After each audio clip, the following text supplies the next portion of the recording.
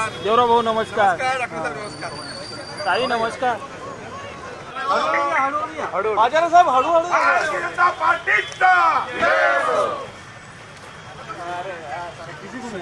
अरे तो मिलिंद भाई तू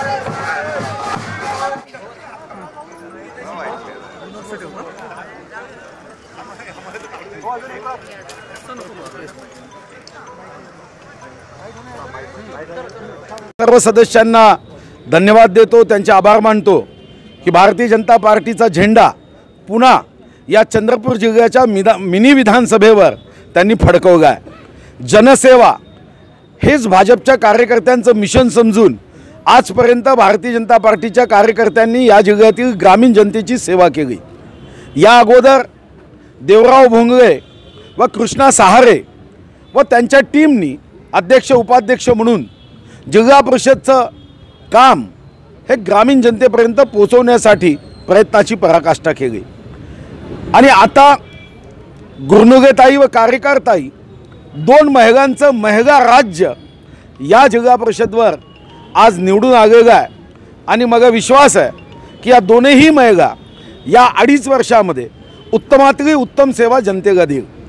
जिल्हा परिषद सदस्यांनी पूर्ण एक सूर एक विचाराने ही निवड केली आणि भारतीय जनता पार्टीला ग्रामीण भागापर्यंत जिल्हा परिषदच्या माध्यमातून पोहोचवण्यासाठी पूर्ण शक्ती इथं लावली।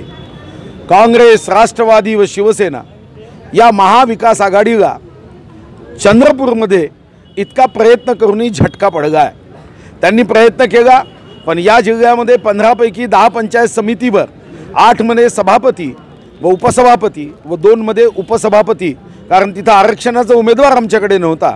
15 पैकी 10 ठिकाणी भारतीय जनता पार्टीला शुद्धपणे विजय प्राप्त झाला।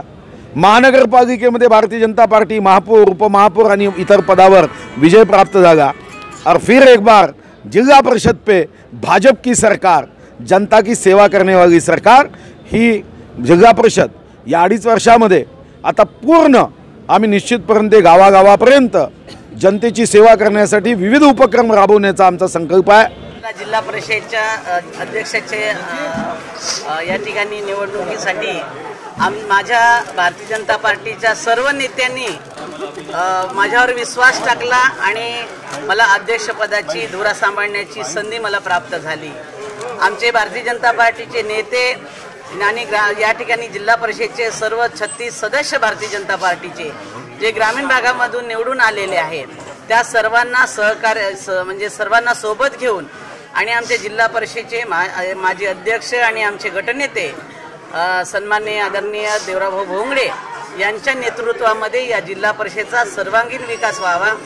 शेतकऱ्यांचा जो पाणी तलाव असेल, अंगणवाडी असेल, शिक्षण असेल, रस्ते असेल, आरोग्य सेवा असेल, पशु विभागाचं या ठिकाणी शेतकऱ्यांचा जो उपयोगी येणाऱ्या ज्या सर्व योजना आहेत त्या ग्रामीण भागापर्यंत शेवटच्या माणसापर्यंत पोहोचण्यासाठी आम्ही कटिबद्ध राहू आणि आमचे नेते नक्कीच आम्हाला सहकार्य करतील, आमचे सर्व सन्मान्य सदस्य सहकार्य करतील। आम्ही नक्कीच काहीतरी या ठिकाणी जिल्हा परिषदेच्या माध्यमातून अनेक योजना आणण्याचं या ठिकाणी अनेक योजना कार्यान्वित करू, लोकांपर्यंत पोहोचवू हे आमचं मानस आहे, हे आमचं ध्येय आहे।